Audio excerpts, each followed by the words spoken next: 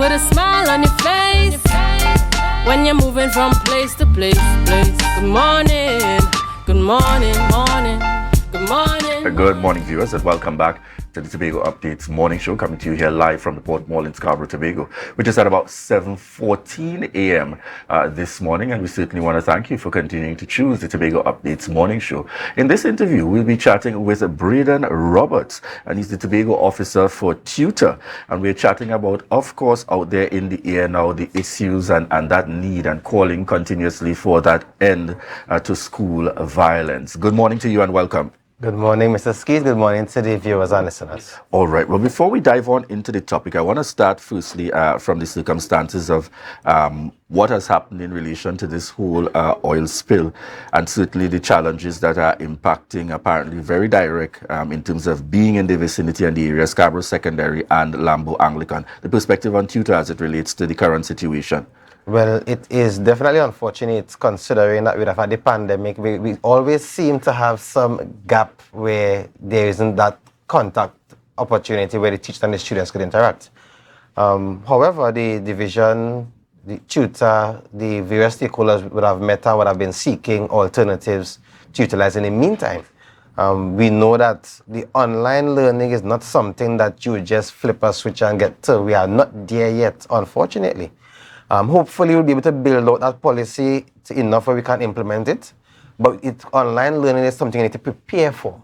So we know teachers are guiding and giving as much as they can give during this time, and we're asking the parents to give as much support during this period.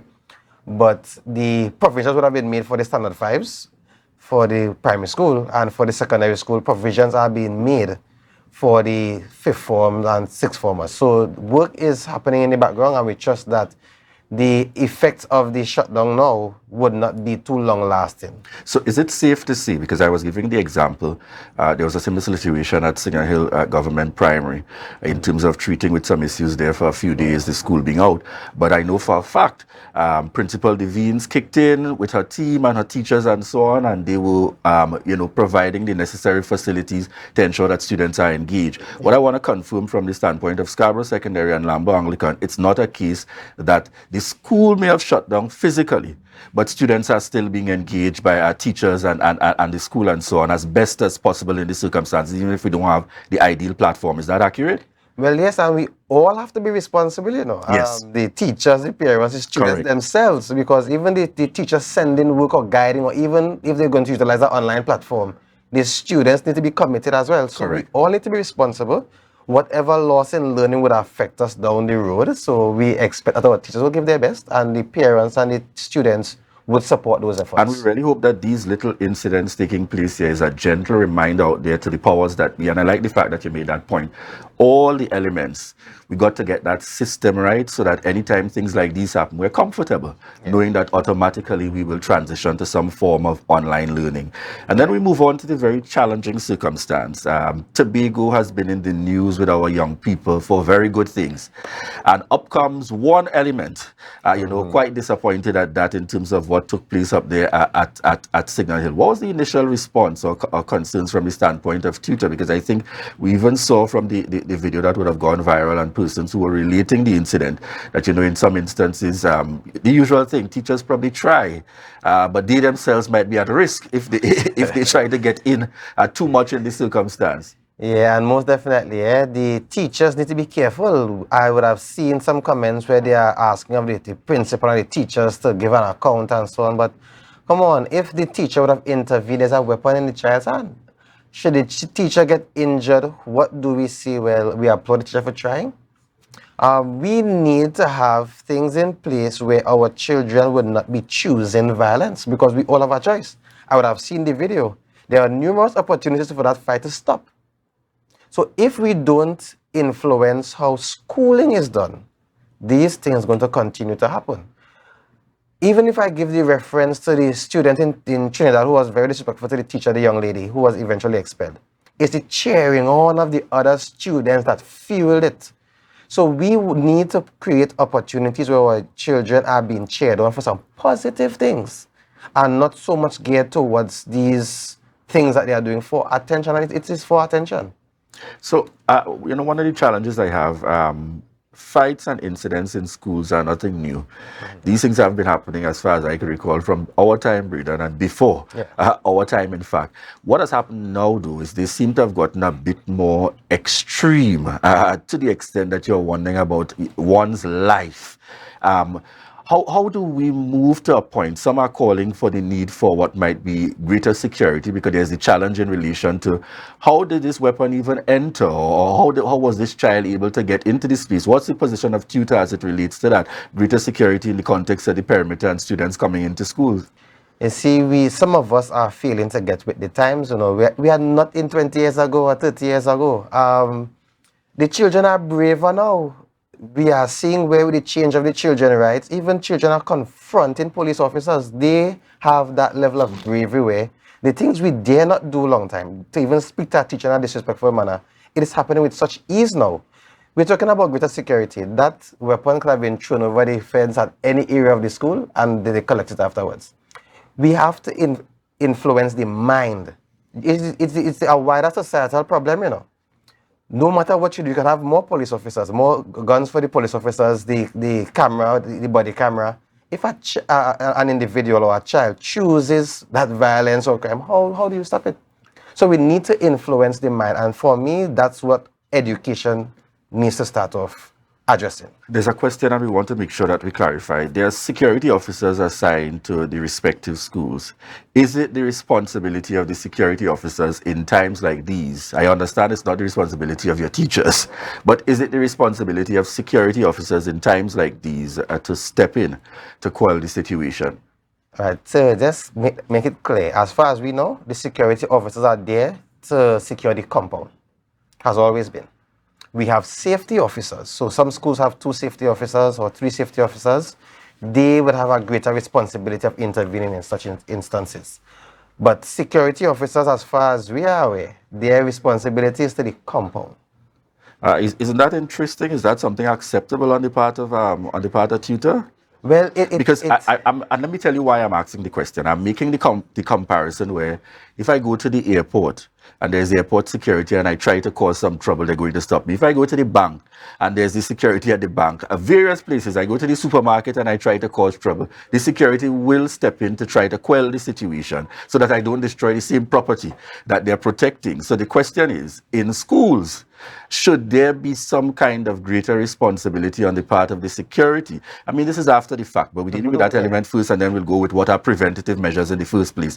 Should there be some element of the security that helps in protecting that same school compound to quell the situation? Because if police has to come in, the police has to intervene. Right, so that would need conversations between the management of the security and the division. Remember when they had securities, when they first had securities, was never envisioning this kind of violence in schools. So what they would have employed them for would have not been to deal with such. So they need to come to the table, and yes, I agree. We need to have greater personnel at the school who would be able to intervene and even prevent some of these things from happening. So yes, definitely we would need to have that.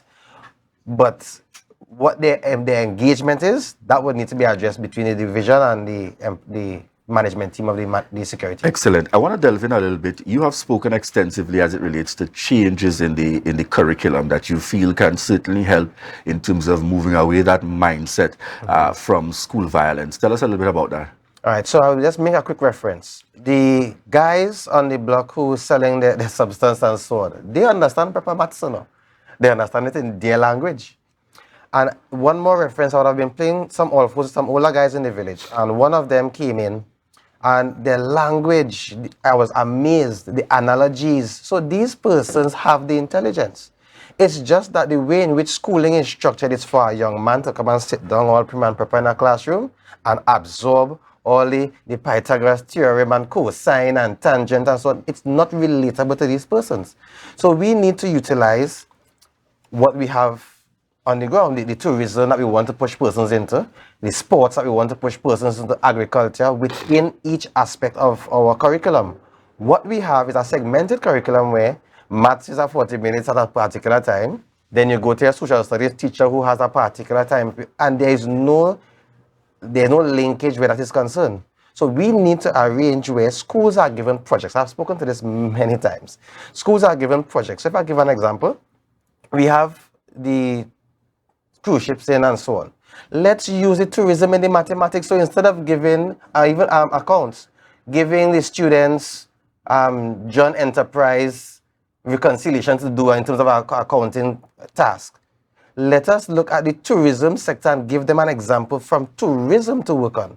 In mathematics, you use something from tourism to, because at least they could relate to what we are experiencing on the ground. Agriculture, we can have persons in the field of agriculture come and assist the school in a particular project where we use agriculture in the maths, the creative writing, the vocabulary for primary schools. We can use sporting. For football, for example, we have this drill where the coach will call 5 and 4 and they get into groups of 5 or groups of 4. That is mathematics. So if we utilize those aspects as a focus for our school, so we pick 3-4 schools and we give them a tourism focus. So all your content, you tailor it using tourism. And the secretary has an aspect of that to bring forward. So things that would make the work more meaningful to our child, where they have an opportunity to excel more than they would have with the raw concepts that being fed to them. So the question is, because I know in some schools there's a very active extracurricular and other activities to which we're talking about. I came out of the days of Scarborough Secondary. In fact, there was an entire Friday periods that were dedicated to extracurricular activities. My further question is, for those who still present with the challenges in the circumstances, should we be going way beyond just the child and getting to the point of the home, or do we just stay on the outside? And again, I'm making the analogy very direct to the circumstance. If you come and you are searched and so on, and you are found to have illegal stuff on you, the entire household in trouble. It's not just Bradon they're dealing with the entire household. So the question is, if we now have a situation, because one angle is what you're talking about with extracurricular, but shouldn't we also be finding ways to target and to look into the homes in some way, form or fashion? I know I might be going into the work of the TTPS, but your thoughts there from the perspective of T.T.U.T.A, because I don't think yes, you may have exceptions to the rule, but I don't think these children just pop out from homes with an excellent example, friends with an excellent guidance, a community that is helping to support, everything perfect, and they just decide to choose violence. Right. So T.T.U.T.A, I like the fact that you ask finding ways. And to me, we need to have a package to sell to our parents. So we have, and currently we have children who are failing in the school system who are going to be parents. So when we're making a stop, are we going to blame those persons who will become parents until their children come true? We just have this cycle going around where we're blaming parents. We need to be able to address the persons in front of us. In terms of addressing those who are already parents and we need to get them on board, we need to give them something to be on board with. So a lot of the parents not in tune with schooling, don't know what their children are doing. We need to create that avenue where we bring them on board. So if we're talking about the same tourism and the same agriculture and the same physical education, we can have avenues where those parents are required to come to support this particular project that the school has. Right now, they're not in tune. So they're very disconnected. The children will come home and give them whatever version of story they give and they go with that because they don't have time. Some of them busy working 2 and 3 jobs when the day come. We need to have something that centers everybody, all the stakeholders. We come together, study table, we discuss and we find these avenues and we can see where persons can fit in. Excellent indeed. We got to wrap this morning. What would be your closing words, the message you'd want to send out there, especially in these challenging times? Well, I would want us to not blame each other because T.T.U.T.A could blame the division, the teachers could blame the parents, but we can see what we can do to assist in the process. So we are open. I'm hoping to have a meeting with the secretary pretty soon to discuss some of the ideas I would have just mentioned here. But we all have a part to play and not just to blame someone else for what they're not doing. So I'm hoping that we become more responsible as a citizen and do our best to make it a better place. Indeed. Thank you very much. Their message coming from a T.T.U.T.A Tobago officer, Bradon Roberts. And I want to say very much so, folks, this is a gentle reminder to us, and Bradon couldn't say it any better. It's not just the responsibility of T.T.U.T.A and teachers, or just the responsibility of the Division of Education, Research and Technology. Folks, these challenges are emanating from right within our homes, and we got to think of how am I responding to it when I see it right there, or do I allow it to just fester and head on to the outside and create more of an embarrassing situation? We got to get very conscious there and take the responsibility from us early, so we know that the community also gets involved in the circumstances. I want to say thank you very much again, Bradon Roberts, for joining us here on set this morning at the Tobago Updates morning show. And at this point, viewers, we prepare to head on out to a break, and we want to remind you that this is your opportunity to share the live, share the live, share the live. Tobago